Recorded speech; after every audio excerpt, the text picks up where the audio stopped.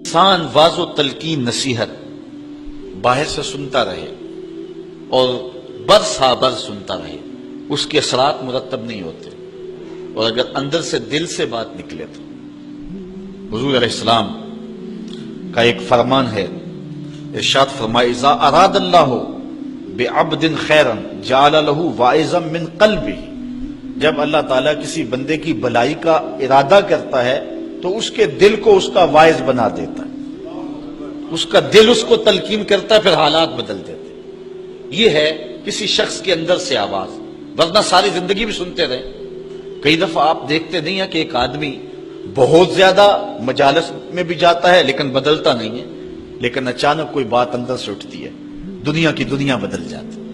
اسی لیے وہ کسی نے کہا تھا نا، کعبے گیا گال نہیں مکتی جے دلوں نہ مکائیے۔ تو بات تو یہ ہے کہ اندر سے اٹھے، اندر سے اٹھے تو پھر کائنات تبدیل ہو جائے گی۔ تو یہ دل ہے کہ جو انسان کو خیر اور شر کی طرف ڈال دیتا ہے، اور اگر کوئی شخص اس کو مردہ کر دے اور اس کو برباد کر دے، اس کی بربادی کیسے ہے؟ عدم ذکر اور گناہوں کی کثرت۔ حضرت میمون بن مہران رضی اللہ تعالی عنہ روایت کرتے ہیں، جب کوئی بندہ برائی کرتا ہے تو اس کے برائی کی وجہ سے اس کے دل پر سیاہ رنگ کا ایک نقطہ پڑ جاتا ہے۔ اگر وہ توبہ کر لے تو تدارک ہو جائے گا، لیکن اگر توبہ نہیں کرتا اور گناہ کے بعد پھر دوبارہ گناہ کرتا ہے تو اس نقطے کے ساتھ ایک اور نقطہ مل جاتا ہے، حتیٰ کہ اس کا پورا دل جو ہے وہ سیاہ ہو جاتا ہے۔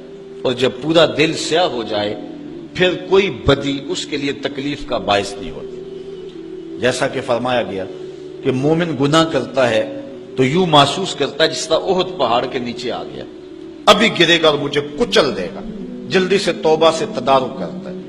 اور منافق گناہ کرتا ہے تو اس کی کیفیت یہ ہوتی ہے جس طرح بدن پہ مکھی بیٹھی تھی، ہلکے اشارے سے اڑا دیا، کام کاج میں اور امور زندگی میں کوئی فرق نہیں پڑا۔ تو منافق کی یہ کیفیت ہے، چونکہ سیاہ دل ہو چکا ہوتا ہے۔ انسان کے ضمیر کی چادر سفید ہو تو ایک گناہ بھی دل کے اوپر دھبا ڈالتا ہے تو اس کو بے چین کر دیتا ہے، لیکن جب دل کالا ہو جاتا ہے تو پھر اس کے بعد اس کے لیے نیا گناہ کسی پریشانی کا سبب نہیں ہوتا۔ اسی لیے میاں محمد بخش عارف کھڑی رومی کشمیر نے کیا خوبصورت بات کہی۔ اس نے کہا، او انسان، جب تو دنیا پہ آیا تھا تیرے ضمیر کی چادر پہ کوئی داغ نہیں تھا، تیرا دل ستھرا تھا، تو نے خود برباد کر لیا۔ اور کتنی خوبصورت نصیحت کی، چٹی چادر پھمڑا والی تے داغ نہ لامی جڑیاں، پھر نہ آکھیں حشر دہاڑے حال ربا کی بنیا۔ یہ چادر ہے۔ اور حضرت بابا بلے شاہ کا انداز بھی دیکھیے، وہ کہتے ہیں نفس پلیت پلیت چا کیتا اسی اصل پلیت تا ناسے۔ یہ نفس نے جو ہے وہ ہمارے اندر کو داغ کر دیا۔ ہم فطرتاً پیدا ہوئے تھے تو بالکل پاک پیدا ہوئے تھے۔ جب بچہ پیدا ہوتا ہے اس کے ضمیر کی چادر پہ کوئی داغ نہیں ہوتا، لیکن جو عمر بڑھتی چلی جاتی ہے پھر گناہوں میں منہمک ہوتا چلا جاتا ہے اور پھر اپنے ضمیر کی چادر کو میلا کر لیتا ہے، پھر کوئی نیا داغ لگنے سے اسے محسوس ہی نہیں ہوتا۔ جو پکا نمازی ہو، 5 گانا نماز جماعت سے پڑھنے کا عادی ہو، اگر کسی دن نماز چھوٹ جائے تو سارا دن بے چین رہتا ہے کہ نہیں رہتا؟ اور جو 5 چھوڑ دیتا ہے اسے بے چینی ہوتی نہیں، اس لیے کہ اس کا ضمیر بالکل سیاہ ہو چکا ہے۔